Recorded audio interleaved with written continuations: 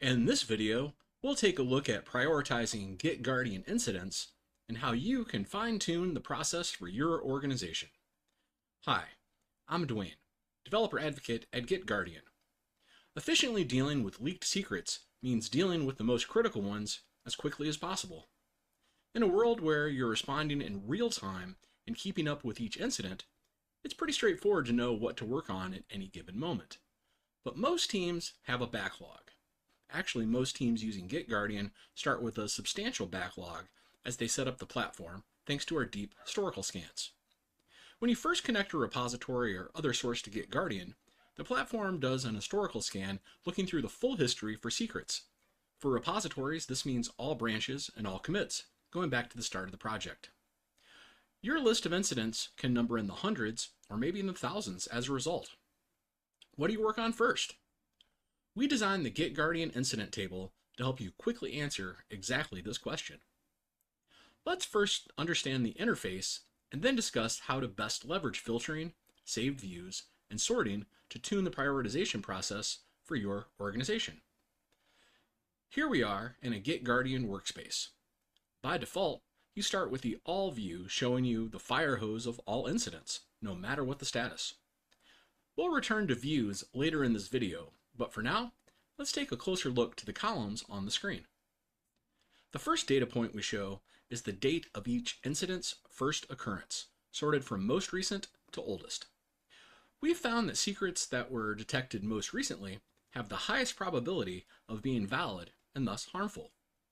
Findings from historical scans use the date of the commit where the secret exposure happened, not the date of the historical scan itself. These incidents will be marked with the From Historical Scan tag. The next column shows validity. There are 5 states a secret incident can have for validity. Valid, where we tested the key and found it to work. Invalid, where we tested the key and it returned that the key was not active. Failed to check, which can be caused by a number of factors such as network changes or failures. No checker, while we would love to validate all secrets, and we can check hundreds of kinds of secrets, there are some that we simply do not have the ability to test. Unknown status, this is a state where a check was run, but for some reason, we cannot verify the results.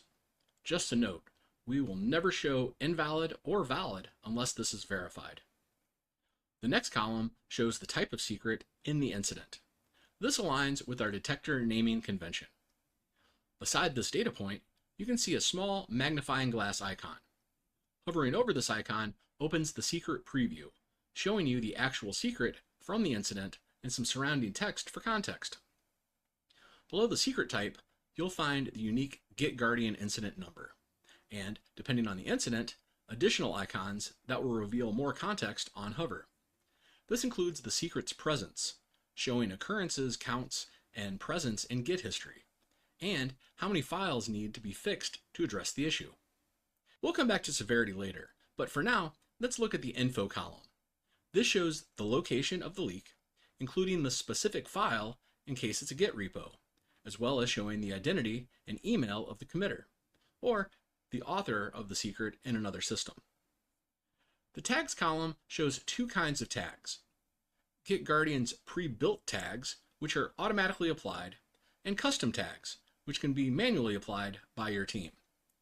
We will not cover all possible GitGuardian tags in this video, but the most common are From Historical Scan, Default Branch, meaning the secret was found in the branch most likely to be in production, Publicly Exposed, meaning we've also found this secret to be leaked in a public GitHub repo, and Sensitive File, where one of the occurrences of the incident happened in a potentially sensitive file. At the end of the row, we find Status, showing one of 4 possible states of the incident itself. An incident can be triggered, not yet investigated by a member of your workspace, assigned, meaning a specific member of your org has been tasked with remediating the incident, resolved. This is where the assigned person has marked the secret as remediated. Note, just marking an incident resolved does not actually remediate the incident. You still must revoke or rotate the secret. And finally, ignored. A team member has marked these as not needing further remediation, such as the secret being a test credential or being a low-risk secret.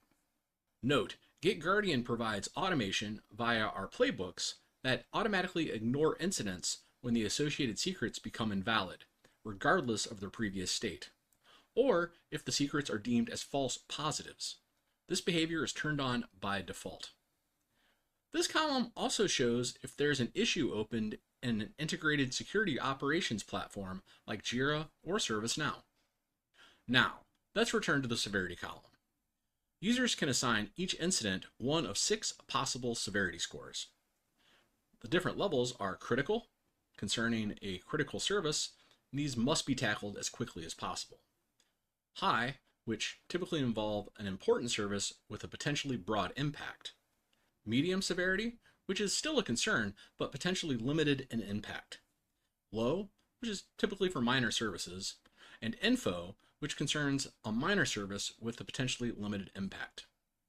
The default level applied by GitGuardian to all new incidents is unknown. To help you prioritize incidents during triage, the GitGuardian platform can automatically assign severity. This must be activated by a workspace owner or manager from the severity rules pages in your GitGuardian workspace settings. This is listed under Secrets section. These scores are set by the platform's severity scoring engine. While only managers and owners of the workspace can adjust this engine's settings, anyone can view them to see what rules are being applied. We will not be covering all of the currently available 24 rule sets here, but each one evaluates some of the details of the incident to assign a score. For example, a valid secret for a cloud provider automatically gets marked critical. The same is true for any publicly leaked secret. On the other end of the spectrum, if a secret is invalid and removed from history, it's marked with the severity level of info. Managers can also set up custom rules, up to 20 of them. We'll not go into great detail in this video, but GitGuardian allows you to set your own conditions for when a specific severity level should be applied. We encourage you to learn more about automated scoring and activate this feature to get the most out of GitGuardian. Clicking on the Columns button reveals that there are multiple hidden fields that some teams prefer to show. These other fields include assignee, secret category, and secret provider. We encourage you to explore these as well, but for today, we'll stick with the default fields all users start with. Okay, now that we understand the interface and what each field means, let's walk through using the filters. Clicking on the Filters button opens up a drop-down menu that lets you pick which trait to filter by. You can use the filter search to quickly find a specific filter, but let's review your options. Aside from the fields we already discussed, filtering can also be done by certain logical groupings or categories. For example, you can filter by integration, looking at a specific service or platform you have integrated with GitGuardian, such as GitHub or Jira. Source type further refines each of these by distinguishing between specific offerings from each service, such as Bitbucket repos versus a Bitbucket cloud repo. One of the most commonly used filters when prioritizing incidents is source criticality. This feature is actually found under your perimeter view and enables you to assess and assign a level of importance to your monitored sources, helping you prioritize your incidents effectively. This feature allows you to categorize them as low, medium, high, or critical, or leave it unfilled based on the potential severity of a security incident's impact. Its value depends on the business context of your source, which will be determined by factors such as the nature of the handled data and its connection to resources in a production environment. Source criticality can be managed and defined in the Monitored Perimeters section of your dashboard. You can also filter by Secrets Analyzer, which will surface any secrets where this feature was able to run, exposing the permissions a secret was granted. We'll leave you to further explore filter options via our documentation. Once you've added all the filters you want, you can save that set of choices as a view. Above the search bar, there's a row of current GitGuardian preset views. You can change which views are shown by clicking on the plus icon at the end of the row. You cannot edit the GitGuardian presets, but you can create new custom views and replace the default ones at any time. To add a view, click Create New View under the plus sign and name your view and decide what access to allow. If you're experimenting and tuning, you can save it as Only Me and keep it private. or you can share it with everyone in your workspace. Of course, you can also use the search function to quickly find specific incidents based on their location, author, tags, or other available fields. We do allow you to also search by the secret itself, pasting in the plaintext credential, but you need to change the search option to secret value for this to work.